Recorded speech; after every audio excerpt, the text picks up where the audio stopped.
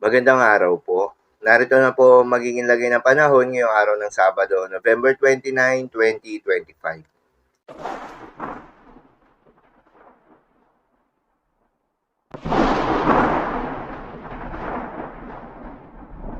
Sa kasalukuyan na tayo sa pag-asa, patuloy na nakakaapekto yung trough or extension ng Bagyong Koto o dating si Bagyong Verbena sa may Palawan. Kahit nga nasa labas na ito ng Philippine Area of Responsibility. Dahil dito ay asahan yung maulap na kalangitan na may kalat-kalat ng mga pagulan at thunderstorms. Habang shearline naman o yung banggaan ng malamig na hangin at mainit na hangin ang nakakaapekto sa may eastern section ng Northern Luzon. Dahil dito ay asahan naman yung maulap na kalangitan na may kalat-kalat ng mga pagulan at isolated thunderstorms. Northeast monsoon naman o hanging amihan ang nakakaapekto sa nalalabing bahagi pa ng Northern Luzon. Dahil dito ay asahan naman yung maulap na kalangitan na may kasama mga pagulan. Easterlies naman o yung mainit na hangin na nanggagaling sa may silangan na nakakaapekto sa nalalabing bahagi ng Luzon kasama ng Metro Manila.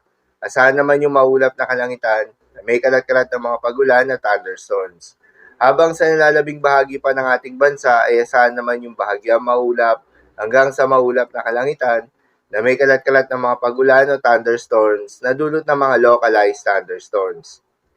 Samantala, maliban nga sa Bagyong Koto ay wala nang binabantayan na anumang sama ng panahon, low pressure area o bagyo sa loob o malapit sa Philippine Area of Responsibility na maring makaapekto sa ating bansa. Subalit sa susunod na linggo nga o sa unang linggo ng Disyembre ay may nagbabanta na panibagong sama ng panahon na posibleng tumawid muli ng ating bansa. Base yan sa forecast model na ating ginagamit. Base naman sa pinaka-latest Tropical Cyclone Threat Potential Forecast na inilabas ng Pag-asa, nasa low to moderate chance ito na maging isang ganap na bagyo. Posible nitong tawirin ang Northern Mindanao, Visayas at Southern Luzon area, kaya naman ngayon pa lamang ay maging handa na tayo. Paalala pa rin po palagi na posible pa rin ang mga pagbabago, kaya naman patuloy lamang na magantabay sa mga update nating ilalabas, lalo na ng Pag-asa.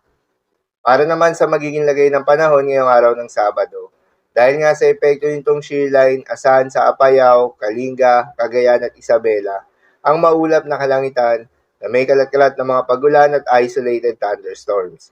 Posible ang mga pagbaha o pagguho ng lupa due to moderate to heavy rains. Habang sa Palawan ay asahan naman yung maulap na kalangitan na may kalat-kalat na mga pagulan at thunderstorms na dulot ng trough o extension ng dating si Bagyong Verbena.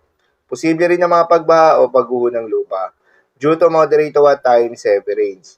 Habang sa Ilocos Region, Batanes at nalalabing bahagi ng Cordillera Administrative Region ay asahan naman yung maulap na kalangitan na may kasama mga pagulan na dulot ng northeast monsoon. Posible rin ang mga pagbaha o pagguho ng lupa due to moderate to at times heavy rains. Habang sa Metro Manila at nalalabing bahagi pa ng Luzon ay asahan naman yung bahagyang maulap hanggang sa maulap na kalangitan na may kalat-kalat ng mga pagulan o thunderstorms na dulot ng easterlies. Posible rin na mga pagbaha o pagguho ng lupa during severe thunderstorms. At sa nalalabing bahagi pa nga ng ating bansa ay asahan rin yung bahagyang maulap hanggang sa maulap na kalangitan na may kalat-kalat ng mga pagulan o thunderstorms na dulot ng mga localized thunderstorms. Posible rin na mga pagbaha o pagguho ng lupa during severe thunderstorms. Madalas, nabobo ang mga thunderstorms na ito tuwing hapon o gabi na nagtatagal ng 1 hanggang 2 oras. Kaya naman ingat sa mga posibleng banta ng pagbaha at pagguho ng lupa, lalong-lalo na sa mga lugar na inuulan na noong mga nakaraang araw pa.